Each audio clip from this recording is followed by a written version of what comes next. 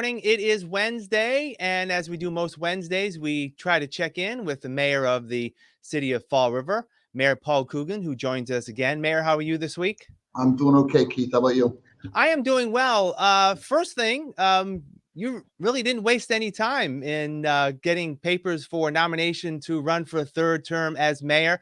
I asked you this before earlier this year about your intentions. You had mentioned that you did intend to run for a third term this year. Again, for people who didn't see that first interview, why did you decide to run for a third term? Unfinished work. I mean, we have things to do that we've started. I look at the ARPA money. I look at Route 79. I look at the train. A lot of these things are going to come together at the end of this term or at the beginning of the next term, and I want to make sure that I finish up these projects. I think we've done an excellent job working for the citizens in Fall River. We have tremendous follow through. We're conscientious. We keep our nose clean, and we're still trying to look for some pieces of a team that we want to add a few spots here and there. But overall, I'm very, very comfortable with what we do to make Fall River a better place to live, and that's probably the bottom line right there. We just think we're working hard for the residents, and we want to continue to do so. We will have plenty of time to talk about issues as we get toward the summer and fall. But one issue I failed to ask you about last week was the City Council Committee on Ordinances and Legislation early last week, voted to a couple of issues that could impact you personally and also the members of the school committee. They voted to seek a potential ordinance change that will make the pay of school committee members on par with that of the city council, and also voted to recommend to the full council that they override a freeze that was in effect back, I believe, in 2010, which capped the pay for the mayor, city council, and school committee. Back then, there were some positions were getting a cost of living increase. That was ended back in 2010. I know you've made your feelings known about the school committee, and just your thoughts again about those two proposals. Well, I mean, the cap in 2010 is over a decade old, and there's been no increase whatsoever. So a cost of living adjustment at some kind of a regular schedule doesn't bother me. That wasn't the issue. That wasn't how it was presented. It was presented as let's raise the pay of the school committee by 123% by one individual. We had a debate that night at the school committee meeting, and we went back and forth on it. He never even addressed it with any of the members of the school committee. And, I know he said it would have been an open meeting law violation, but technically it isn't.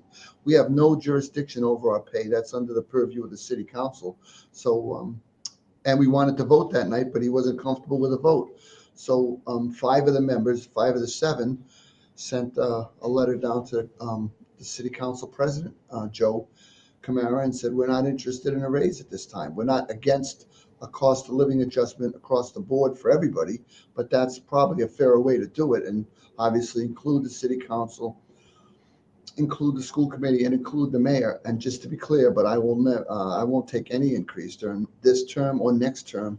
When I leave office, they can give the cost of living adjustment to the person that comes in after me. But at the same time, I'm not taking any raises. I don't need them. I have my own way of doing things. At this time, it's not important. But we were never even asked, and that all of a sudden floated down to the city council. So I hope they address it in one way. But I'm not keen on doubling people's pay. I don't think that's the way to go at all. Is it your thought that it just sends a bad message to people, especially across the city, even though the dollar amount isn't like a huge dollar amount for the school committee, just the fact that it is such a substantial, more than doubling of their pay, that sends a bad signal when a lot of people in Fall River are struggling. It's the appearance. It's the appearance. We're talking, obviously, it's not a lot of money, but everything we do, whether it's food, gas, rent, it's only a couple $100, or it's only $50, but it all adds up. And the message is that the school committee, which is a part-time job, we meet once a month. There are some subcommittee meetings. I'll grant anyone that. And Lord knows I'm probably in the schools myself personally more than most of the members because I just have that opportunity to get out and about, and I also go on nights and weekends. But I don't think anyone said, "Gee, I hope I get elected to the school committee. I can't wait to double my pay." It doesn't make sense to me. And as I said, it was probably nothing more than a conversation that could have been addressed, but it went down the road really quickly, and I don't favor the way it was done. I don't favor that much money, and I think it's a horrible look for elected officials to do that. I mean, New Bedford, the city councils make a lot more than our city council, but over there, the school committee doesn't even get paid. So, I mean, there's probably a happy medium somewhere, and I think a cost of living increase is not the end of the world. Yeah.